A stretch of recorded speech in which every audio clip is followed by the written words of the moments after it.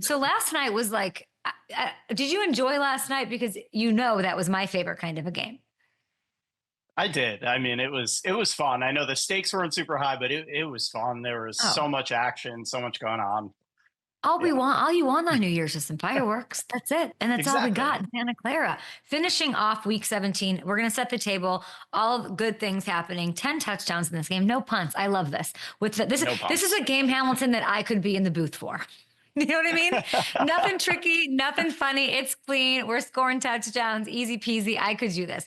And the Lions, they take down the Niners. They jump back into first place in the NFC. And now let's set the table here. The 1 seed, my friends, and the NFC North title still going to come down to Lions Vikings on Sunday Night Football. The one thing this win does mean for Detroit is that they would still finish ahead of Minnesota in the unlikely scenario of a tie, but it could happen.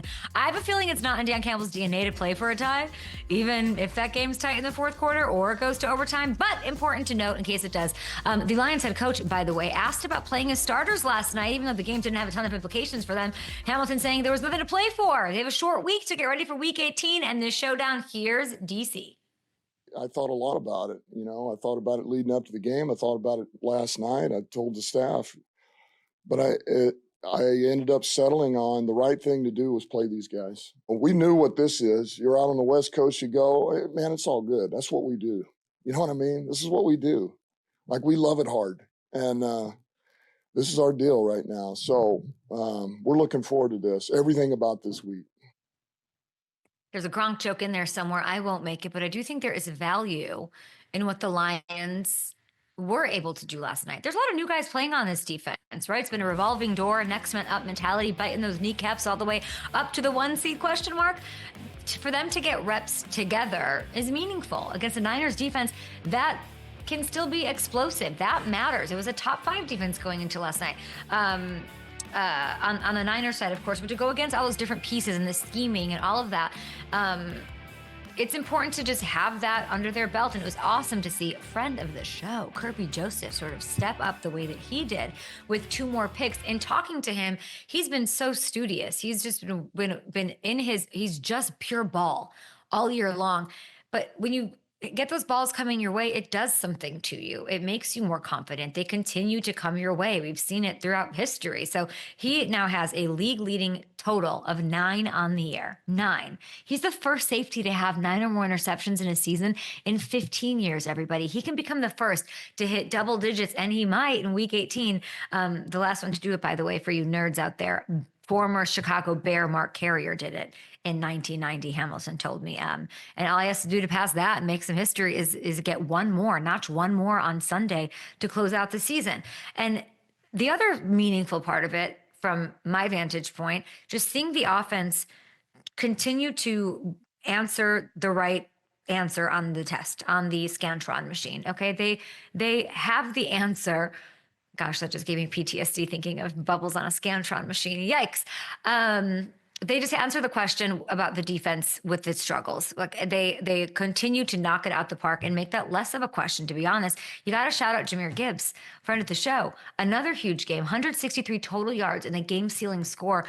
If you think about it, we talked about the 1-2 punch, the Montgomery, there's been no drop off. How's he doing it? How are they scheming it up? There's been no drop off in efficiency from him with the bigger workload since David went down. If you take a look at this, Jahmyr's averaging more yards per touch than Barry Sanders did during his 2,000-yard season in 1997. There's only 6 other dudes all time that have gotten this type of volume and averaged over 6.4 yards per touch, including the guys with the gold jackets, okay? Including Marshall Faulk, Jim Brown, 3-time Super Bowl champ Roger Craig. He has 16 touchdowns to go with this. What a year for Jahmyr Gibbs. Matthew Hamilton, when we talked to him, and then you talked to Luke about what's harder to defend and all of that, I gotta say, I did get the sense, and it was fresh off the David Montgomery. I don't think he really wanted to talk about it, but I did not get the sense that I got the sense that, and I was right, that he was going to put it all on his shoulders and be just fine and watch what he can do. And it's been really impressive.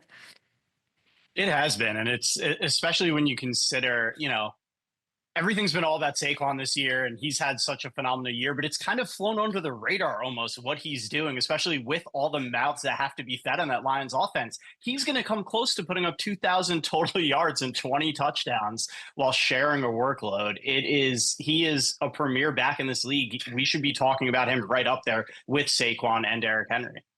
It's a really great point. I'm going to put you on the spot again and ask you where you're leaning. I won't ask you who you think wins. It's too early. Where are you leaning in this one? If this is right, FanDuel Sportsbook has them Lions early 2.5 point faves in this one.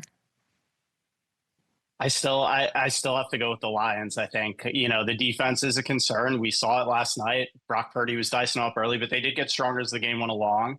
I do think there was value in those reps too against this Shanahan type scheme for this defense. I think that's why he played these guys. I don't think he wanted to give it away, but I think that was part of what factored in. It prepares you for facing the Kevin O'Connell offense. So I do think the Lions are, as you said, their offense is able to answer everything. I think the Lions get this done and get that 1 seed. And as they've held on to it all year, it's only fitting that they end the season with it, I think. I will not be making any picks. Did you notice that on Netflix Christmas? Did you notice on Netflix Christmas with the 19 people on screen, one person didn't make any picks? Oh, I noticed. Yeah. That did not escape me.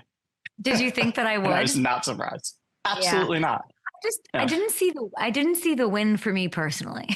I didn't see how I'd come out victorious picking either way. Do you know what I mean? Even if I get them right, even if I pick the Chiefs, like poor Ravens, I love Jimmy Seafood. Like I don't want, there's no win in it for me. I just enjoying the games as they happen, Yeah, that's what it's all about. Yeah.